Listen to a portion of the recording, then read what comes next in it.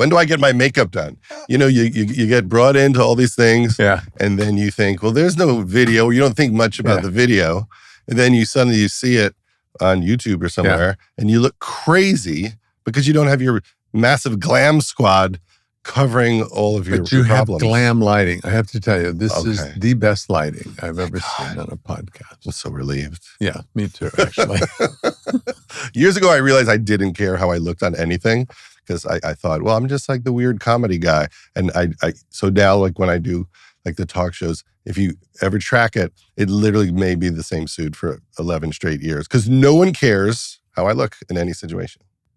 The hair, the beard, the color, it's all working. So in this stage, it's Danson-esque, right?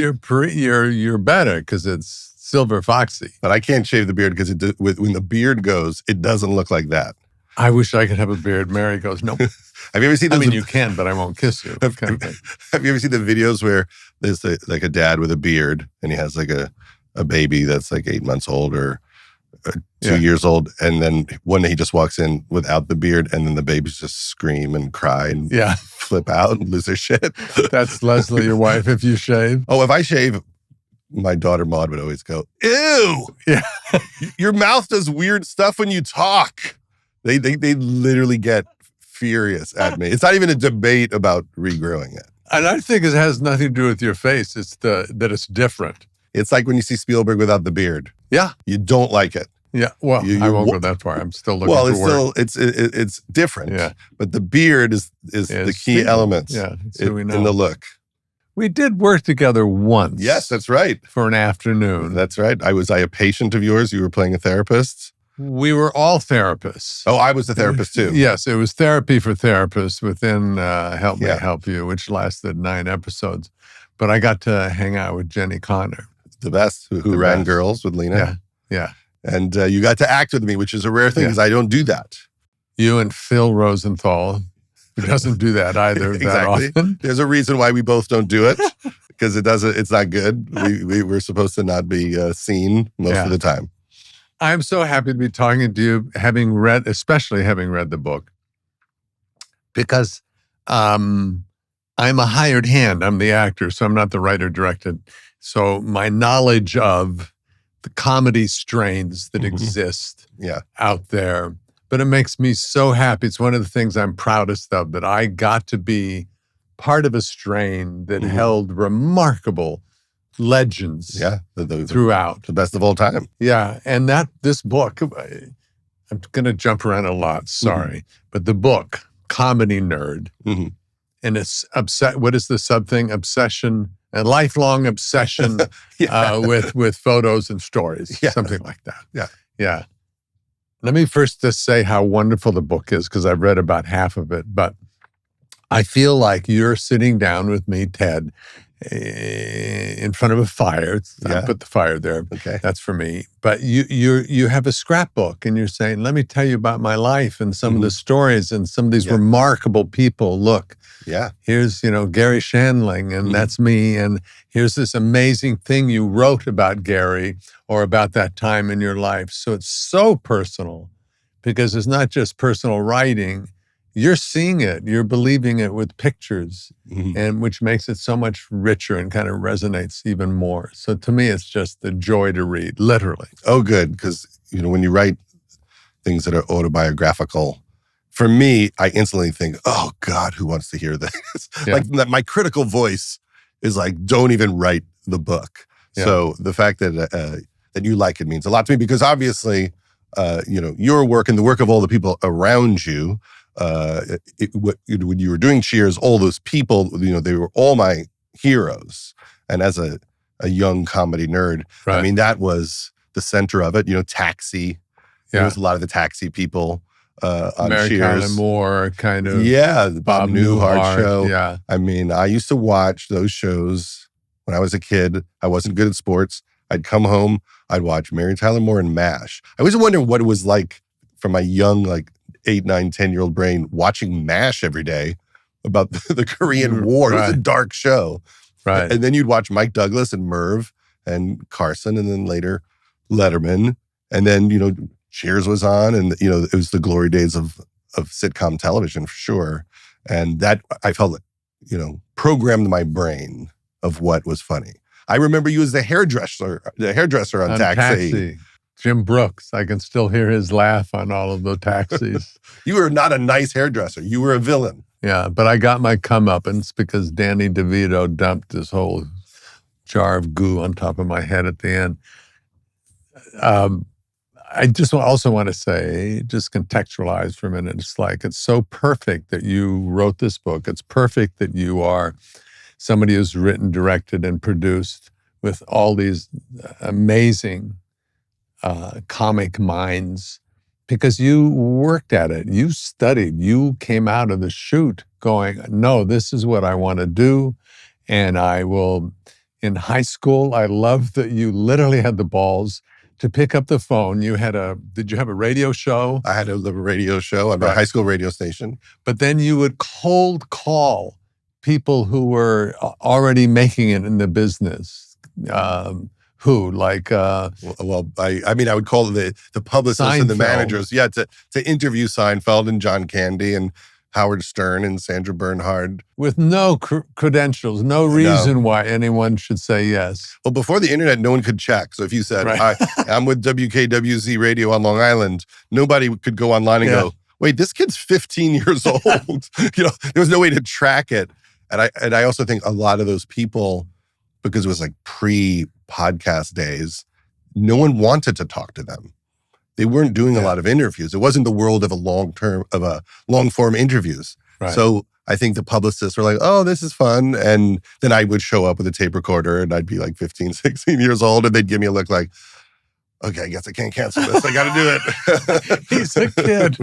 He's a child. I also get a lot of like 15, 16-year-olds who call me now because they heard this story and they think, he'll do it because he knows. Do you? A third of the time. That's a lot. It's a lot of people. But it was really exciting because I think as a kid, I loved variety television. I loved sitcoms. I was just really into show business and just watching it as a kid on Long Island. And so when I started meeting people, it was like getting to the other side of the bubble. Like, oh, John Candy's like a real guy. Yeah. They're real. Oh, maybe I could enter this world. Right. And so I just wanted to, touch them in some way. I totally understand it. I confess that I bumped into you socially a handful of times, and I usually am the wallflower who, mostly because I'm such a sycophant, I'm afraid that I would offend you with me kissing your ass looking for work. I'm so glad that we get to do this because I would never have the guts to do it. Yeah. Well, this is why I did it. I mean, sometimes I think like I was trying to invent the podcast as a kid. That's what I wanted. I wished there was a world where I could hear Jay Leno talk for an hour and a half. Yes. And so I thought, you. Yeah, well, I have to do it because it doesn't exist in that era. And so you wouldn't know what anyone was really like. And like there was no way for me as a kid, to know, what's Ted Danson like? Unless, maybe I read your Playboy magazine Q&A, if you ever did that. I used to go to the library and look up the microfiche. I know people remember, like, there used to be scans of, like, the New York Times, and you could go on the microfiche and look up, like, John Belushi's obituary or Lenny Bruce trial transcripts or something. But you had to work hard to learn things. Now it just comes up in a second. But I remember being at the library, for some reason, looking up Jimi Hendrix obituary on the day he died. Wow. But that's how hard it was to get information about stuff.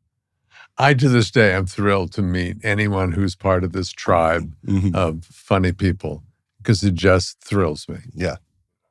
How did, going back just a second, your mom managed or headed up a music label? Well, my grandfather was a jazz producer. His name was Bobby Shad, and he produced Charlie Parker and Dizzy Gillespie and Dinah Washington. Wow. He worked with Quincy Jones for a long time, and he ran labels like Emercy Records, and then he had his own label called Mainstream, which was not a mainstream label. It was in the 60s and 70s, and he had everyone, from Sarah Vaughan to Janis Joplin. He signed Janis Joplin before Columbia, and Ted Nugent, but and Jerry Mulligan. So that's how I first got exposed to show business. Was my grandfather was this very independent jazz guy. Right.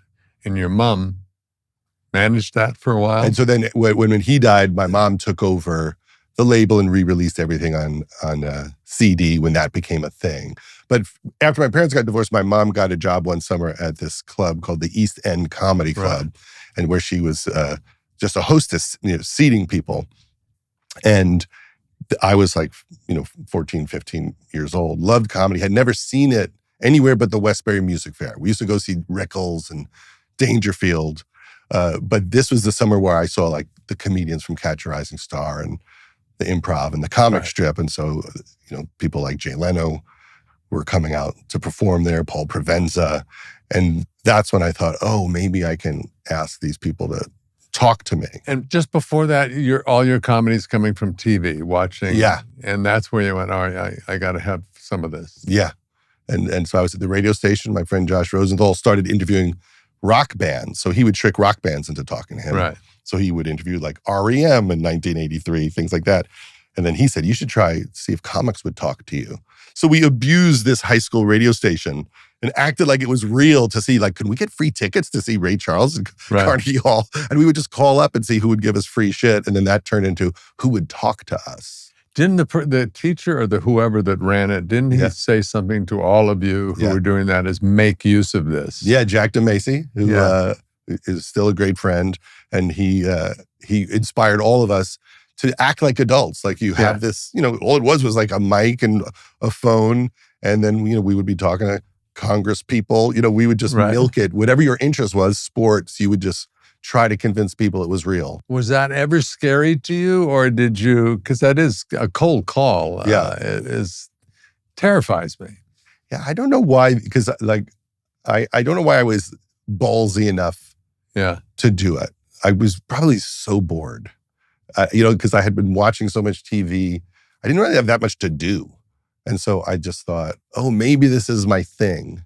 And then as soon as one or two people said yes, the first one I think was Steve Allen, the original host of The Tonight Show. Which at that point, what was he doing? He had put out these albums that when he did like variety shows, they would do phony phone calls. And so he had these albums of phony phone calls, like him doing phony phone calls with Jerry Lewis or pranking Johnny Carson. And, and so he was promoting these records. Wait, is this still available? I'm sure they're out there somewhere. This is the Jerry Lewis one was hilarious. And, so I talked to him. So then I could call the next person and go, I have this show. We just did Steve Allen. And then I'd get Leno. And I go, I just got Steve Allen and Leno. And then suddenly it looked very legitimate. And the truth is, maybe out of the 50 interviews I did, I aired 4. I didn't even bother putting them on the air. Right, because all you wanted is... I just wanted to do the interview. Were you in the back of your mind thinking they could help you? Or was it just, no, I want to be in the same space. I want to rub shoulders. Yeah, I don't think I was conscious of this is information I need. It turned out to be everything. Comedians talked about how to write jokes. I remember interviewing Harold Ramis. He was in prep on vacation. Loved him. I knew him so well, actually. The best, right? Yeah. Just the nicest, most rabbinical man. Yes. And just a special guy. We did a movie called Year One with him. And that's right. And everyone wanted to be in it because then you got to hang out with Harold. So Jack Black and Michael Cera were in it. And then all the comics played, no matter how small the part was, people would fly to New Mexico. To Louisiana to just be around Harold. And then he was the greatest guy. He loved to tell you about Belushi and the early days of the Lampoon. Like everything you wish he would do with you, he would do. Including singing a song. Yeah. He loved playing the guitar and singing. On set, he had the guitar as he directed all day long. So when I was a kid, I interviewed him and he talked about writing jokes for comedians like Dangerfield.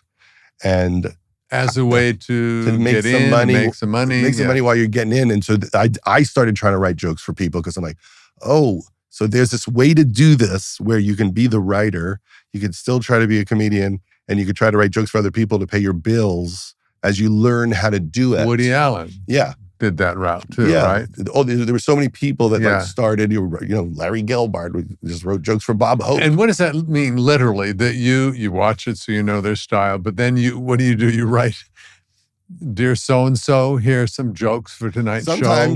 Sometimes you would just write up a sheet of jokes, and other times you sit with people. So when I was really young, me and Norm Macdonald and John Rigi were hired to write jokes for Roseanne.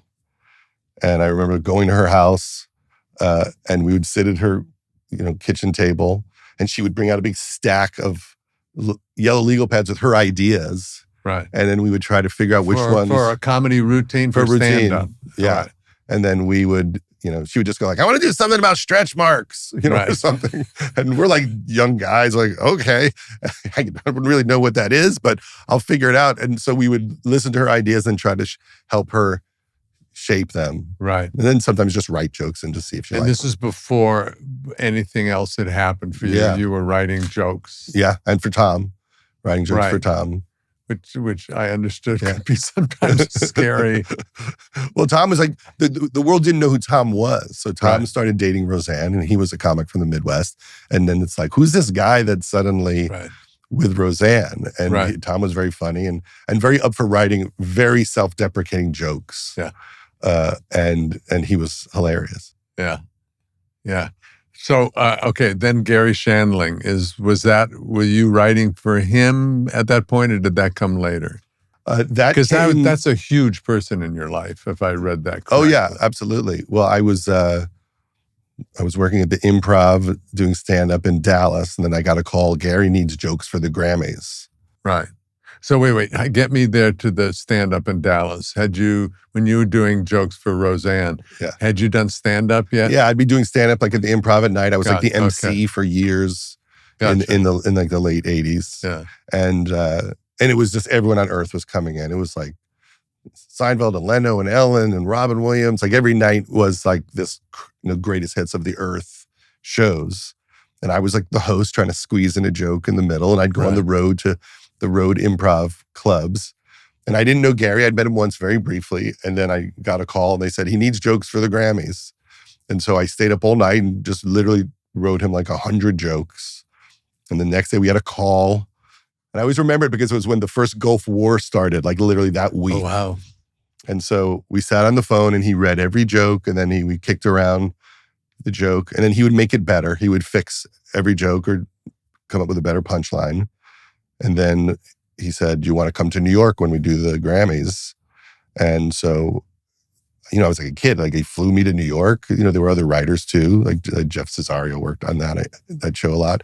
And got to be on the stage during the Grammys. And I'd never seen anything before in my life. And suddenly, like, Bob Dylan's playing the show. Bono's giving an award to Sinatra. Like, it was like nuts. Like the best thing that ever happened. And that's how I got to know Garry.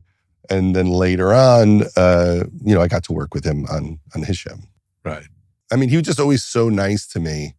And when I did this sketch show, the Ben Stiller show, I asked him to do the pilot, and he said yes. And then I asked him, do you want to be in one of the other episodes? He said yes. And then he started the Larry Sanders Show. And then as soon as the Ben Stiller Show was canceled, he said, why don't you work for the Larry Sanders Show? He's like, you'll learn a lot. Which was kind of a big deal because he didn't say you're going to be really helpful. He's like, you're going to learn. So it was a very much of a giving gesture. And then I worked there, mainly just pitching jokes. And then I like slowly had more responsibility. But Garry would go through the writers. Like, he fired a lot of writers, a lot of the best writers ever that for reasons both logical and completely illogical, the place got... Was that a scary part of him? Was in the sense that whimsical, or did it make sense in his head? It was just that he's, brilliant and exhausted and neurotic. Yeah. And so he would, work with a writer, and then suddenly it would turn for him in some way. And it's impossible to know what's in his head. So if you're writing for Garry, it's very easy for Garry to go, well, I wouldn't say that. Yeah. And he'd be right, but you couldn't climb in with him totally. Right. So there were very few writers who didn't have moments where he was deeply disappointed. Because I used to say, it's like if you wanted to paint with Picasso, say you were painting a painting with him, and then Picasso's like, why are you using red? Yeah. Like, that's what it felt like at times. Yeah. Certain people really were amazing at it. Peter Tolan, Paul Sims, Maya Forbes, and John Rigi. There were people that lasted, but it would always ultimately get weird. And so when I was asked to help run it with Adam Resnick, I just said, Garry, I'm really worried about our friendship. Like, I'll do this, but you can't hate me. Right. Like, how can we do this where you don't hate me at the end of it? Like, where we still talk. And he was like, I'm not going to hate you. And I'm like, but seriously, like, we got to stay connected. Don't turn on me. And we did get through it. We definitely got through it. That was a game changer of a show. I mean, way ahead of its time, and no one had seen anything like that. Mm-hmm. It's Curb-like in a way, in that who was the actor, the story? Somebody insulted him or did something and said, Dana Carvey. Yeah. And Dana Carvey did an impression of him. And I think Robert Smigel wrote it. And it was like really like kind of a mean, like whiny Garry, my ass. Like it was just a very kind of two-dimensional, just tough, making fun of Garry. Right. And then Dana Carvey calls Garry. And he's like, I'm so sorry. I didn't write that. And then Garry said, it's okay. We'll just do an episode about it. Yeah. And then he did an episode where Dana is filling in for him and he does the vicious impression. So Garry took something that he really didn't like and put it on his own show. And that's kind of how the show would work, is things would happen in life and then he would bring it onto the show. His girlfriend that he wrote an episode, Linda Doucette, who played Hank's assistant, they were writing an episode where she becomes a Playboy playmate. Right. And then while writing it, Hugh Hefner asked Linda to be a Playboy playmate. Right. And she said yes. So everything would keep like folding in on each other. So you must have been writing on the spot sometimes when something would happen. Yeah. And all the guest stars would change, they would write it for one person and then someone else would show up. And then you had to look people in the eye and say, this scene is satirizing you. So people are playing themselves. And it's our version of what's funny about them. Yeah. And then they read it like, oh, that's the joke on me? Yeah. And so sometimes people were not thrilled about what the joke was. Larry's version of I'm a goody two-shoe asshole was basically my version of that. Just a moment about Rip Torn. Oh, wow, who to me is one of those remarkable actors. Any moment, anything. What was that like? Rip was like, I guess he was drunk a lot. But, I'm so young, I don't even know he's drunk. I'm just like, Rip's kind of a character. I remember somebody going to me, he's just drunk. I'm like, oh, I just thought he was in a weird mood. I never got like what was really happening. Yeah. I remember there was a moment where, Rip and Jeffrey got into a fight. And this is a story. Sorry. Yeah, this is so Jeffrey Tambor, who played Hank, and Rip called Rip's character calls Jeffrey's character like an idiot. Yeah. Right. And then Jeffrey afterward was like, "Can we take that out? My character is not an idiot. He is." He had another kind of word for him, and he said, "But I don't think he's an idiot. I think he's insincere." And and Rip goes, "Well, my character thinks your character is an idiot." And then it turns into this big fight, and Rip runs out. And he's like, screw this. I'm tired of this show. I'm out of here. And, the producers are chasing after him. And he goes like, call his agent, like to quit the show. Yeah. And he picks up the phone and he's like, Bob Gersh, please. All right, can you tell him Rip Torn called? Okay, let's go back. It was kind of like that on a daily basis. I loved when you're talking about, you're still a fan. Yeah, absolutely. You're still a fan, and the excitement of bumping shoulders with people like that. Oh, sometimes I think I only make things to be allowed to be in. The room. Exactly, just to be in the business. Like you have to actually have made something for you to want to talk to me. Right. Right? Like it's like it's more like the entrance pass is that you've done something. And so my way in is just to be nice. I'm not particularly talented, but I'm really nice, and people like hanging out with me. That also goes a long way in this business. Are you nice to the core, or it's a facade? I can do both. Yeah. But you operate in the world as nice. Yeah. And then you keep the darker side to yourself, unless it's like Curb or something where they sense it in you and they bring it out. Yeah. He was mean towards me. Very mean. Disrespectful. Yeah. He's a strain of comedy, wouldn't you say? Larry? Yeah. Yeah, just the Where did that come from, do you think? Is that his attitude? No, this strain where he came out of that allowed him to be Larry. Or is it all just him? Because he did change things. Yeah. He changed half hour forever. I mean, I don't know like the source of Larry, like how that all happened, but I would hear about him all the time. When I was about stand-up, so this is before Seinfeld, and people would say, "Oh, you know, Larry, like if he's not happy, he'll just walk off the stage in the middle of the set." And then he came in one day, I saw him do a set, and I remember one of the jokes because I was so excited to finally see him, and it was all about how hard it is to get the head of a South American country to wear a condom. And it was like, I don't have to wear a condom. I'm the Generalissimo. And then so when he started Curb Your Enthusiasm, I was just fascinated by it, and especially by the improv aspect of it, because we had been trying to figure out how to keep it really loose on sets, but not necessarily film sets or TV sets. Both, just like working from a loose place where we do the script, but we give people opportunities to break away. But then we heard, oh, he's working with no script, with just an outline. So I asked him, and I didn't really know him at the time, if I could come and watch him do it. Right. And so right before he shot, he was about to shoot a scene with like an actor he didn't know, someone he just hired in casting. And I said, have you ever had anybody just lock up? Like they just can't do it. And he's like, no, we've been very lucky. And then I watched the guy lock up. And then he turned to me and he's like, this guy's got a 3-episode arc. We're going to have to get rid of this guy. But then I heard that the guy actually pulled it together and they kept him. The other thing that doesn't work with that is when the person comes and has practiced being funny and trying to be funny for Larry, because that ain't your job. Your job is to service Larry, really, and not try to demonstrate how funny you are. I heard I almost got cast on an episode, but they didn't think I was a big enough asshole. And I was like, I don't know. I wish I could have proven it to you.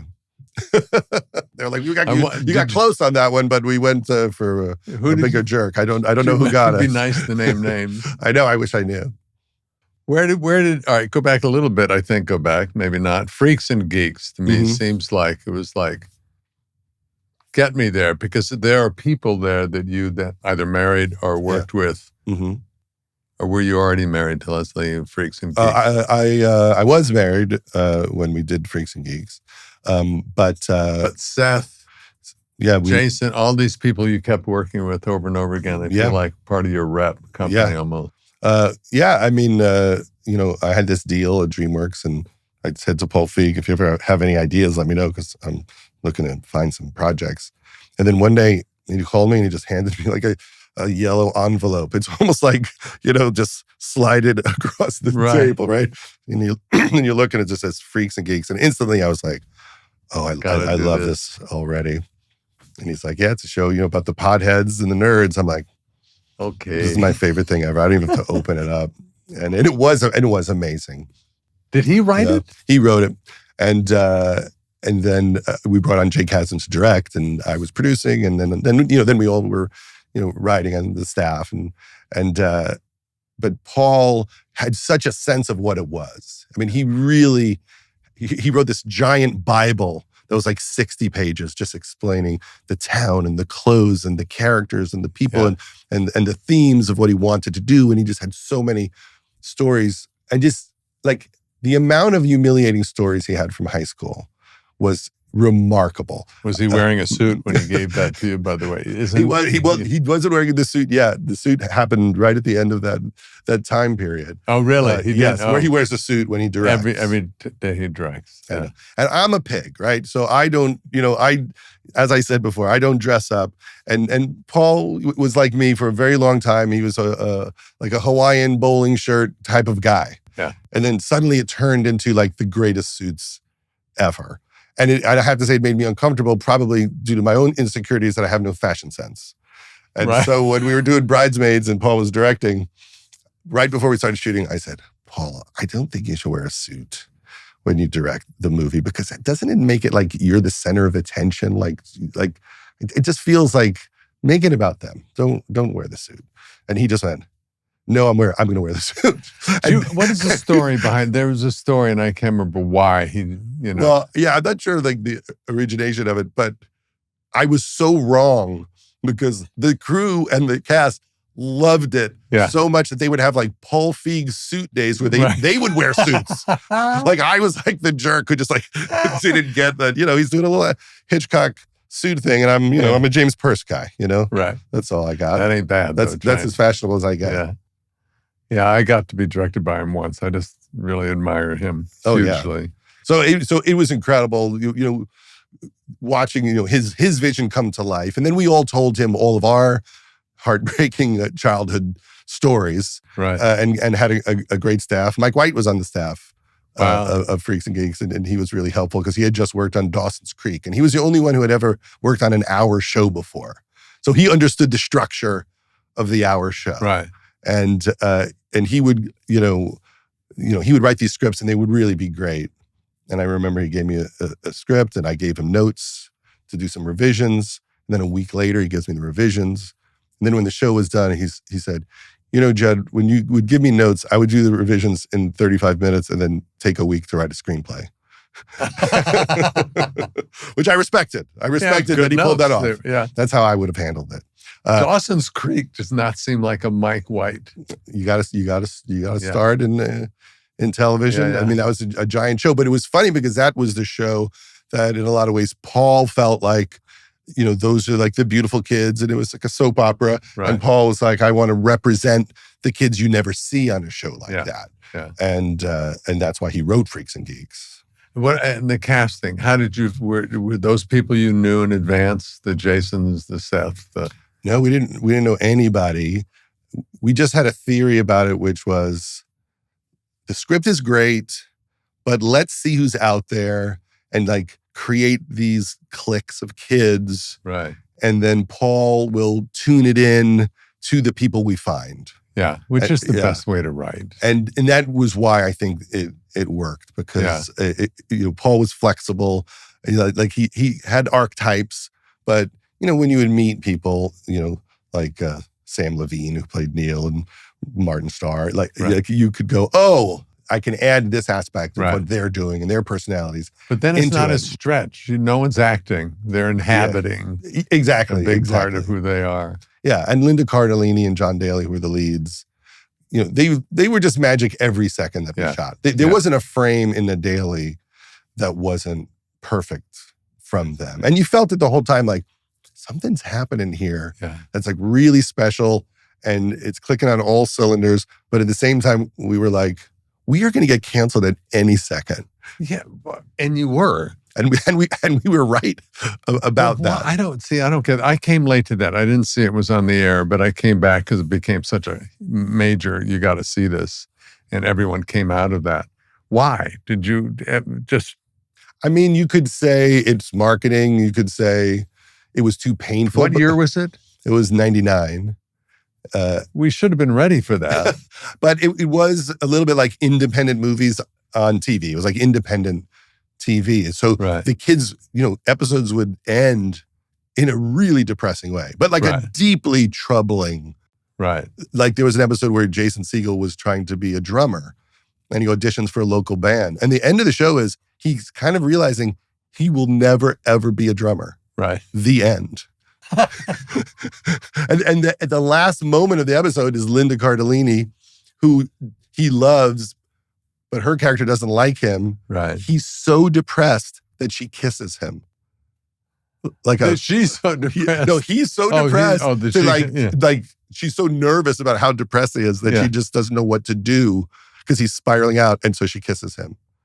And is that the end? And that's the end of the episode. But that's a great end. Oh, it was beautiful, but just not the end of a show that would make you feel great. Yeah. It was more like life is really hard, and your friends help you get through it, and your family, and that's it. So it might have been dark, or there was a lot of things happening. I don't remember if it was like the World Series or the Olympics, but we were on like every 3 weeks. That'll do it. On Saturday night in a weird slot. You were a streaming show before there was streaming, really. And what's weird is more people watch it now than then. It's on as if it's on, but it's a long time ago. Okay, so how close are we career-wise, your career, in going from writing to directing? Well, after Garry. After Garry, I worked on some movies. I was able to write a couple of movies. I wrote Fun with Dick and Jane with Nick Stoller, and and that's Jim Carrey, who we worked with on the Cable Guy. Yeah, who's an old friend. Oh, I used to help write sketches on In Living Color with, and just one of my close friends. What a talented, astounding. Oh, Jim is. brain. I mean, even back then when Jim hadn't broken, we all just thought like, oh, that's our Charlie Chaplin. Yeah, he's going to be the guy. Yeah. And it was just like, how is it going to happen? And then it did. Yeah. And so we got to work with him on that, and then I produced Anchorman, which Will Ferrell and Adam McKay wrote, and Adam directed. Right. And because that did well, and a couple of movies like, especially the Will movies started doing well, like Elf. And Mary was in that with Will. Yes. And that kind of changed the game. So you were a go-to write the funny. I was producing on some and writing on others and being like a creative producer. And then after Anchorman, I asked Steve Carell, do you have any ideas? Seems like you should be the lead of one of these. Knowing him from Anchorman. As Brick, the weatherman. And so he said a couple ideas. And then he said, and I have this other thing about, a 40-year-old virgin. And I used to do a sketch where he was in a poker game and they're all telling dirty sex stories. And when you get to him, it's clear he's never had sex and he's lying. And then he said to me, it's like, like when you touch a woman's breasts and it feels like a bag of sand. Like when you put your hand down a woman's pants and there's all the baby powder. and so I just understood what that was. I just thought, okay, I get that. I can relate to all of that. And so we pitched it around town and they allowed me to direct that one. I want more questions about that, but I have to interrupt by saying Mary and I were kind of like the virgins to 40-year-old virgin. Mm-hmm. We had never seen it. We confessed really? to each other. When you knew you were coming on, I said, I'm embarrassed to tell you, I've never seen this. Would you mind watching it again with me? And she had the same story. Yeah. Dear Lord, we howled with laughter. I mean, it is so funny. It is so brilliant. It is so touching. Your wife is one of those amazing actors who can literally go anywhere and be totally touching and believable in the same time. Yeah. It's such a sweet, loving, raunchy, movie. It's just, I think it must be everything you wanted in a movie, because I can't remember what the quote was about you. You want to be loving and caring and and have a penis in it. Every movie has to have a penis in it somehow. Well, there was a period there we did want that, but it's brilliant. I'm sorry I'm late to the party. Oh no, I'm absolutely happy. Brilliant. I like that these things just float around and find their way to people. We did a screening of it. It's the 20th anniversary of the movie. Coming up in August 20th. So August 22nd, they're putting it in movie theaters for a week. Great. And Trainwreck, it's the 10th anniversary. So both of those movies you could watch with people in the theater. Brilliant. Which would be fun. But we showed it at the Motion Picture Academy Museum and with 1,000 people. And I hadn't seen recently, it. And I hadn't seen it since 2005. So I got to watch it having not remembered about 80% of what was in it. Like I got a real watch of it as an audience member. You were an audience member. And I have to say, I was laughing. There was good joke compression. It was like, wow, someone's working really hard to stuff a lot of jokes in this. Yeah, but it was also so touching. Yeah. Really was. I mean, that's Steve Carell is that. I mean, Steve has such a big heart. And, in the beginning of the process, we were like, what if we took this very seriously, like emotionally? Yeah. And not like just like a big dumbass movie, like what his problem is, what emotionally he needs to get over, and his shame, his sense of feeling less than, and his insecurities, and really right to the truth of it. And because he's such a great actor and so emotionally available, in addition to being the funniest guy ever, he did something really remarkable. Did you know Paul Rudd by then? Well, we did Anchorman together. Right. Was that, where the hell did he come from? He's astounding and keeps getting richer and richer. Yeah. But he's one of those people that are just, can be funny without even, you don't see it ever coming. Well, I think back then, like he was doing, probably more serious stuff than comedies, but he really wanted to do comedies. Yeah. And I remember him coming in fully dressed in the 70s clothes for the Anchorman audition and mustache. And, he definitely was committed to like being a comedy star. And I would always say, all I need is for you to gain weight. I just want you to gain weight. I like Chunky Paul. Let's do Chunky Paul. And then when we were shooting the movie, like 3 days in, the studio got really mad. They're like, what happened to Paul? And they're like, would you do anything about this? I'm like, I can't change his weight in the middle of the movie. Yeah. But, he was doing a De Niro for us. I loved watching him dawn when he started to look at Steve and it was dawning on him, something's not right. Yeah. And I thought he was going to go evil and mean. Yeah. And it was just, no, it went the exact opposite. Very sweet. But you could see it dawn on him. Yeah. Yeah, no, he's the funniest. And so anyway, we've worked together a ton of times. Yeah. This is 40 we did together. He was like, the husband to my wife, Leslie Mann. Leslie, seriously, that whole scene with her getting drunk in the car. I mean, there was just uproarious laughs in it. So I'm really glad I get to catch up with you. Leslie was like, I think I have to vomit in his face in the end, don't you think? Leslie always has like great like joke ideas. And then she went off to the side and made the vomit herself out of like strawberry yogurt and granola. And did she pass it by Steve? Yeah. And Steve does this great take because his face is just covered. And he just kind of stands there and just lets it kind of run down his face. Did you have a daiquiri tonight or what? I thought you might have. Wow. How about your docs? Mm-hmm. You had one with the relationship between Don Rickles and Bob Newhart. Yeah. Two of the people that I loved knowing that they were friends. When I found that out in some talk show, it just made me so happy. Yeah, I mean, I had only met Bob Newhart a couple of times, and I got a call, and he said, I want you to make a movie about Don, about our friendship, but I don't want people to forget Don. This is after Don died. And so I just instantly started shooting, just with my own money. I'm like, I'm in this business because of Bob. And I just, in my head, I thought of just literally the hundreds of hours of me as a little kid sitting watching the Bob Newhart show. Yeah. And so I just, as an act of faith, I'm like, I'm just going to start shooting. Let's go. And so we interviewed him and his family and his wife. And it was really John's fun. Wife alive? No, but Bob's wife. But it was, that's all you had of Don was Bob's point of view of memories. Yeah.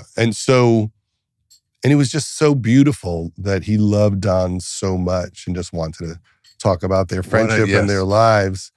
And then when it was done, I realized, like, I think this is like a short film, that it's not a big, long doc, because there's been a lot of great docs about Bob and Don.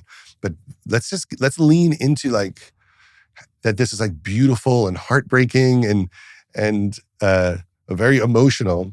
And then I gave it to the New Yorker. So you could watch it on the New Yorker website. It's called Bob and Don, A Love Story, or you can watch it on YouTube. So it's just free. I just gave it out so people could see it. But I thought you were friends with both of them, I assume, to some extent. No. Did you meet them in your travels? No, never ever got to. But I listened to his records. I remember that was a family thing back when I was with my folks still. But Bob has got in some ways, I think, edgier than Don, in life. Yeah. His sense of humor was edgier. Yeah. Even he would make fun of Don even after Don was gone. He would say, so we were in Vegas together. I was in the big room. He would still be insulting Don post his death. That's funny. The funny thing he said about Don, which made me laugh, was I said, did he write anything?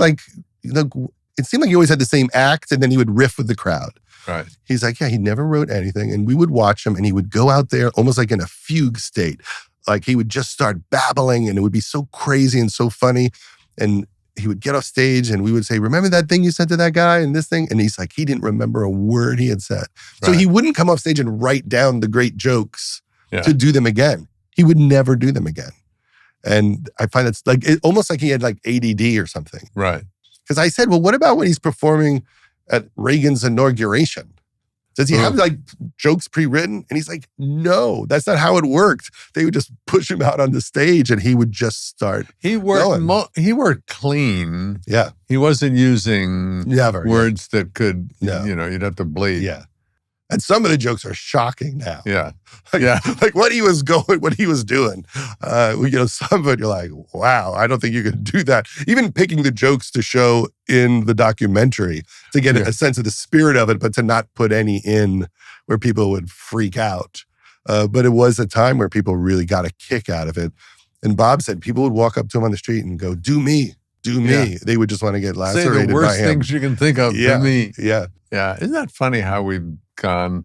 I mean, that whole cancel thing, because you said some of you, I suppose pendulums swing back and forth, and that's probably good. But well, according to South Park, it's everything's fair game. I see. I damn it, I've missed this. I haven't watched it yet, but you just love that they're out there. You guys might have rules, but not on us. How political are you? We don't have to get into it. You don't have to do anything. But when did you all of a sudden go, oh, all of, my career's led me to the point where now do I have a responsibility to, other things, to social things, to life, or I have the money that I need that's power in a way. Do I, what was that for you, that moment?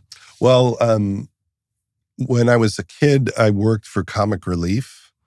And so those were benefits for the homeless with all the great comedy people. You were a part of it. And Robin Williams, Billy Crystal, and Whoopi Goldberg would host it every year on HBO, the Live Aid of comedy. Yeah. There was a guy there named Dennis Alba, and he was in charge of the money and how it was spent. And he was just, a mentor to me in terms of charity. Right. And so at one point he gave me a list of places that needed money. And so I just asked him, who needs it? And a lot of these were health care for the homeless facilities because it's very hard for homeless people to get any kind of medical treatment. And I think I remember I spoke to you one point about charities because you turned me on to Oceana. Right. And thank you. LA Men's Place. Thank you. Right? Yeah. And so I would always have these lists of places when I can that I would give to. Yeah. So it started really with charity. And then at some point, it just becomes about kindness, right? So today, today in the news, you hear Trump wants to criminalize homelessness. Yeah. So some of those people are addicted. Some of those people are mentally ill. And some of those people are just really down on their luck in a bad situation. You can't just toss them in jails. The jails aren't set up for that. So just politically, the thing that guides me the most is, don't you want leaders who are aware of that? We don't want to torture these people. We don't want to torture undocumented people more than left and right. Don't you want people who go, what is the most humane way to do things? I sometimes think that there's, there's the people around him or the people before him even. I feel like a lot of times all the most hurtful, scary, sad, sorrowful things that you and I witness is a purposeful poke 'em in the eye. Yeah. Because over here we're doing this. Yes. Which is the big stuff. Yeah. That is much more thought through. Yeah. Like what's happening in the country, there is probably a plan for the next 18 months of this is when we're going to deal with this issue and this is when we're going to take over this thing. And I feel like everybody on the other side does not know what to do. No. And there are some people who are like, well, let them just fail and it'll swing back. But they're not failing. Or they'll be in such a position that even if people are unsatisfied, you won't be able to get rid of them. Yeah, it's kind of scary. I mean, there's all this stuff that is humanity getting beat up, and there's a lot of fear and sorrow and all of that, especially in LA, or at least feels especially in LA. Mm-hmm. But then you go, hey, folks, do you think you're going to be immune from climate change and the devastation that's coming our way as a result of that? Do the people that love you in the middle of this country, and you're saying that it's a hoax, and we're going to take all the science out of here because it's contradicting it's a hoax thing, is going to clobber all of us. You're not going to be rich enough, or on the MAGA enough to avoid what's coming our way. Well, how much proof do you need? Yeah. I mean, there's mountains melting and people are being flooded, fires. Right. It's, that's what I find most shocking is even the people who live in those areas, you don't get the sense that afterwards they're furious about these issues. Right. And then I think the scariest part is people deciding it's unfixable, so let's just go to Mars. God's will. Yeah, I'm just going to... God's will, let's go to Mars. I'm going to upload my consciousness to a computer so we don't have to worry about global warming. Or have a billion children that will carry my... Yeah, so I think that's what's more scary is people giving up and going, let's just drill and make money and, and ride this out and just milk it and just leave it in tatters. Yeah, very sad, very scary. Wow. You really brought this thing down. No.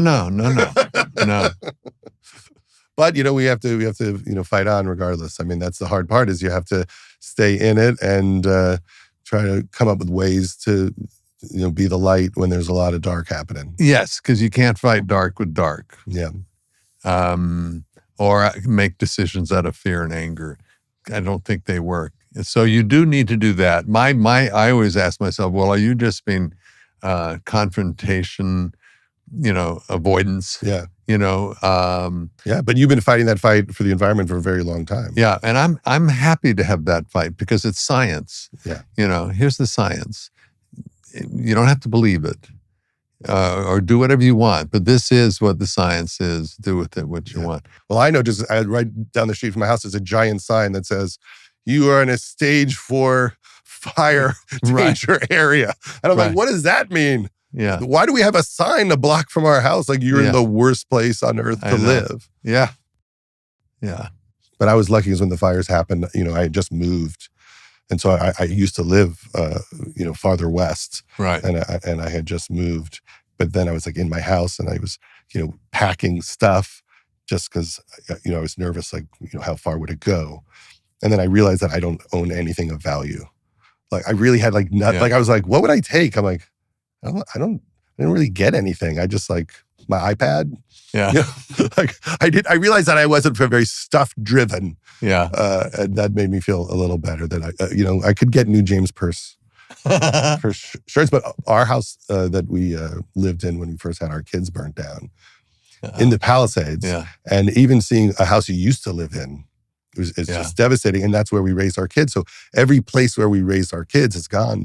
Our doctor's office, our dentist's office, the supermarket, the Starbucks. And so that's why when we did the book, I thought, we can give the money to Fire Aid. Yeah, I wanted to mention that. Everything you've made, which is a nice, healthy pre-sale chunk, is going to Fire Aid. Yeah, and 826, which provides free tutoring to kids. Those are the two charities that the book goes to. And it's raised already about $500,000 for that. Yeah. And rightfully so. It's really, truly a brilliant book. What else do I want to say to you, Judd?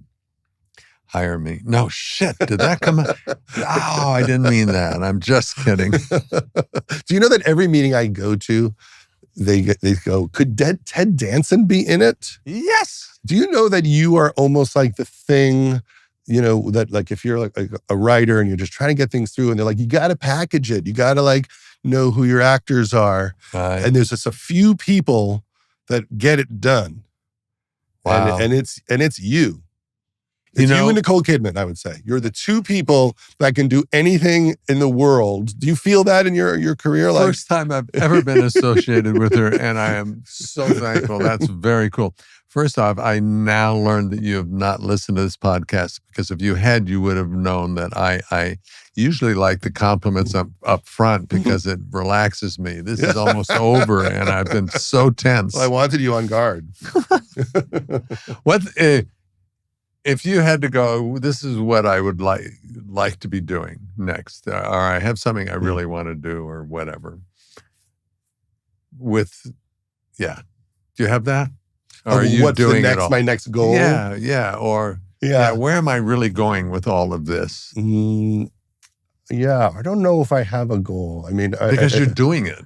Yeah, I mean, I've been doing. I'm doing a documentary on Mel Brooks right now. Yes, thank you for that. Thank you for that. We're also doing one about Norm Macdonald. So I really am enjoying, telling stories in documentary form. And then I'd like to have, more comedies in the movie theater with people at the theater. Yeah. And watching things together. So even though is that gone, or is I don't think it's gone. I'm going to shoot a movie in February, and I hope that swings back. But I certainly it's a goal to try to help that happen. I love that you're grabbing people who have made such a huge impact on comedy. Mel Brooks, grabbing them now. Yeah, I want to talk to Carol Burnett. I got that. Oh yeah. An award named after her, and I got to tell her how much I love her. I got to hug her, and Dick Van Dyke. I've gotten to. We went to his house to do this. These are people who should be, I don't know, cherished, memorialized. Grab them. Yeah. And I love that you're doing Mel Brooks. Well, I mean, Mel Brooks is amazing. So that's going to be a 2-parter. That'll be on in January. Have you started shooting already? Oh, yeah. We're just finishing it up. Are you sitting with him talking? Yeah. Oh, yeah. Wow. That's amazing. Yeah, we did 10 hours with him, and it was incredible. And I love that. I was watching a Carol Burnett documentary the other day. Maybe it was like American Masters or something.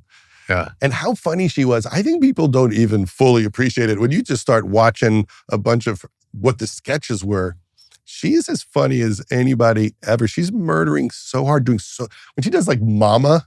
Yeah. Oh my God. And she's the nicest person. Yeah. When she did the Larry Sanders Show, she did it a couple of times.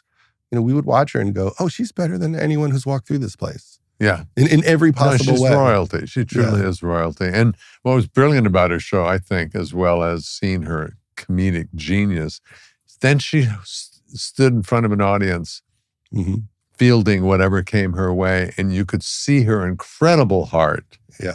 And sense of humor and love of other people, And the other great, your wife, Mary, I got to watch her when we did Step Brothers. God. Just the best, and so nice and so funny. Yeah. I love that movie has become like The Wizard of Oz. Like it really doesn't go away. Like it's always like people's favorite movie. So they don't watch it once or twice. It's 5, 6, 7 times, or every year at such and such day we watch it. And her and Richard Jenkins as the parents in Step Brothers. They were so funny together, but we would sit around and go, what is this movie about? Because what Will and Adam wrote, like it's the funniest thing ever, but at some point you have to go, it needs a story, it needs a reason to exist, not just the behavior. Right. And we would sit and try to figure out like, what's it about? And we were like, oh, it's about parenting styles. Yeah. That Richard Jenkins wants to be tough, and she's trying to kind of let them individuate on their own into whoever they're going to be. Yeah. And they're having this terrible marital clash about what to do about these two kids. And then at the end, they win. Yeah. And they put the boat in the tree and make it a tree house. So Mary won. But watching her and Richard and all of them, like for me as someone, I didn't write it. I'm like producing, so I don't have a ton to do creatively. I'm mainly like, where do we go if it rains? Right. On certain movies, but I get to watch. Yeah. So it's like the equivalent of if I could watch the Marx Brothers shoot duck soup. That as a fan, I'm just on set watching them going, this is like legendary what I'm just witnessing as a fan. It's the first time I went to a set and visited Mary, where usually when you're not involved, it's fun and supportive and sweet to go support and be sweet to the people you love who are working, but you're not working. So it's like, oh, that's amazing. And then you want to go because you have nothing to do. That set, they had sofas lined up behind the monitors where Adam was sitting. And people, we'd all come and just hang for an hour or 2, 3 hours just to watch. Yeah. I remember Mary said the other day, she and Richard were kind of reminiscing about how they looked at each other after the first day and went, what the fuck are we here for? You cannot compete, with those two people. How do you do that? And then they kind of realize, okay, that's not our job. Yeah. Our job is to be as real and believable as we can with our love for our children. Yeah. And it's, but that, like reacting to all of it so that it holds together. You do need that. Oh, 100%. But they're both riotously funny. Yeah. They are. Doing that. And then Richard, when he does his dinosaur speech. Right. I mean, I remember visiting the set one day, and it was the scene where they both hit each other on the heads with golf clubs at the same time. And Wayne Fetterman is the blind guy with the dog is attacking. And then Mary's got a hose and she's like hosing them so they'll stop fighting. And Adam's yelling to Mary, say fuck more. Fuck. Yeah. It's fun to make Mary Steenburgen say bad words.